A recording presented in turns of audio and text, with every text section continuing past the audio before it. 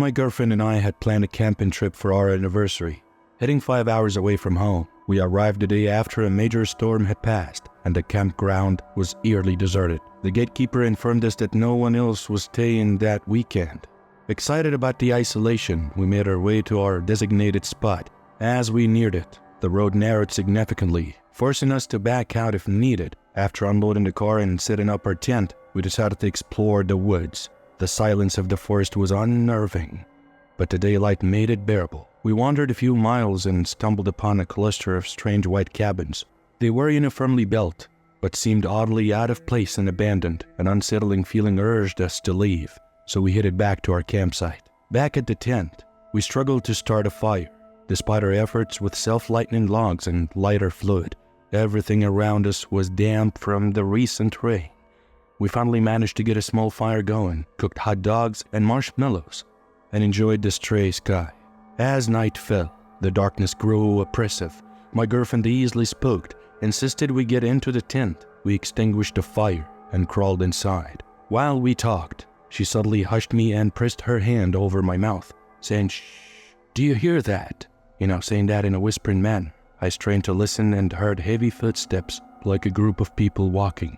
Then came low and distinct mumbling. It didn't sound like anything an animal would make, but rather like hushed, fragmented words. We sat in terrified silence, the mumbling and footsteps growing louder and closer until they seemed right outside our tent. We both froze, our breaths held in fear. Then the noises abruptly stopped. Time seemed to stretch endlessly as we waited. Finally, my girlfriend broke the silence, insisting we get to the car. Adrenaline surging, I peered out into the darkness, told her to stay close, and we sprinted to the car. I locked the doors and scanned the area for any signs of life, but we seemed alone. I decided to grab our remaining belongings, just the ice chest and the tent. I dashed back to the campsite, snatched the ice chest, and threw it into the back seat.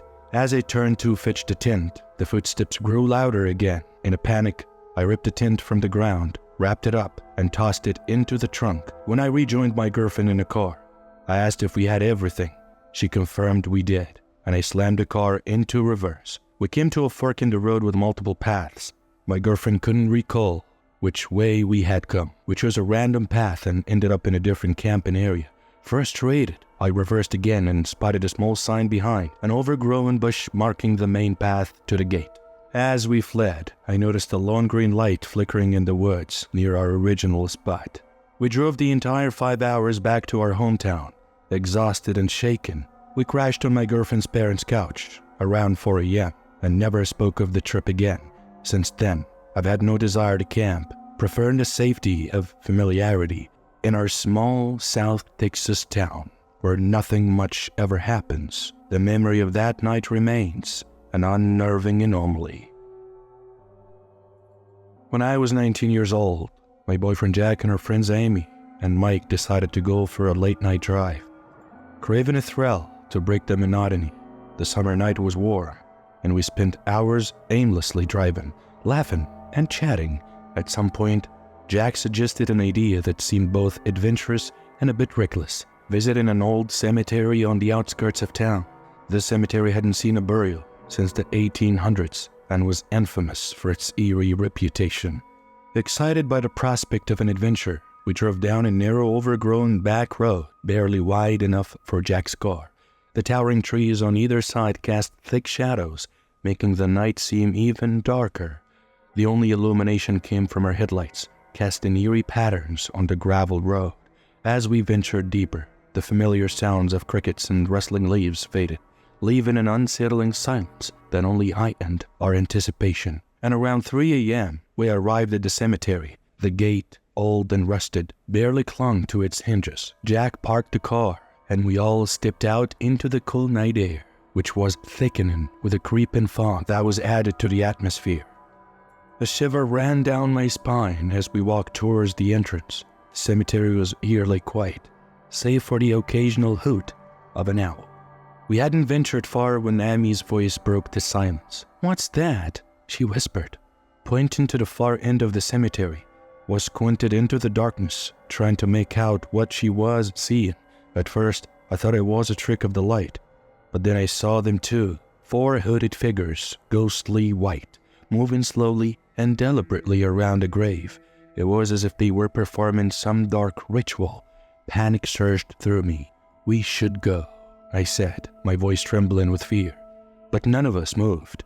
We were frozen in terror, our eyes locked on the spectral figures. Even Jack, usually the bravest among us, looked pale and absolutely scared.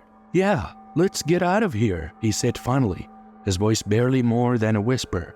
We stumbled back to the car, Jack's hands shaking as he fumbled with the keys. When the engine roared to life, he sped off, leaving the cemetery and those ominous figures behind. The drive back was filled with a heavy silence. None of us spoke, each of us lost in our own thoughts and fears. When we finally reached town, Jack parked the car and we sat in stunned silence, trying to process what we had just witnessed. "What do you think they were doing?" Amy asked, breaking the oppressive quiet. "I don't know, and I don't want to know," Mike replied, his voice trembling. We all agreed that whatever we had seen was beyond our understanding and that we had no intention of ever returning to that place. We promised each other never to speak of it again. Yet, the memory of that night lingered, haunting me every time I drove past that old back road. The images of those hooded figures and the mystery of their ritual kept me awake with curiosity and fear.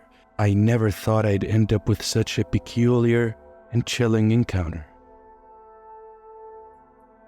It all began with what seemed like a harmless move into a quaint apartment in the heart of the city. The rent was affordable and the location was ideal for my job. Little did I know that my new roommate, Alex, would turn out to be a source of mounting dread and terror.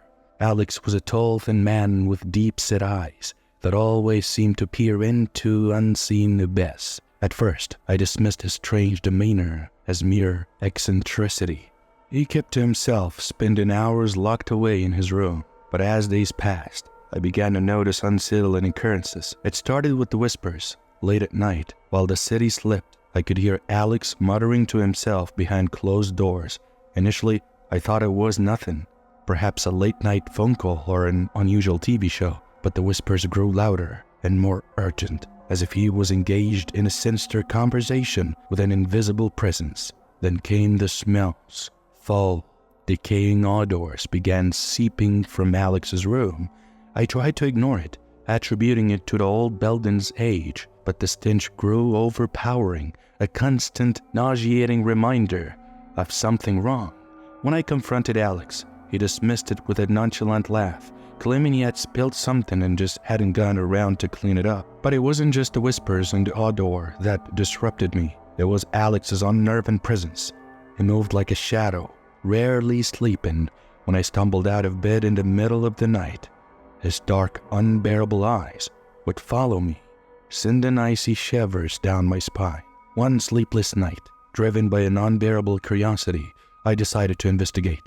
My heart pounded as I crept down the hallway towards Alex's door, which was slightly ajar, a thin silver of light escaping into the darkness. Hesitating for a moment, I pushed the door open, and what I saw inside will haunt me forever.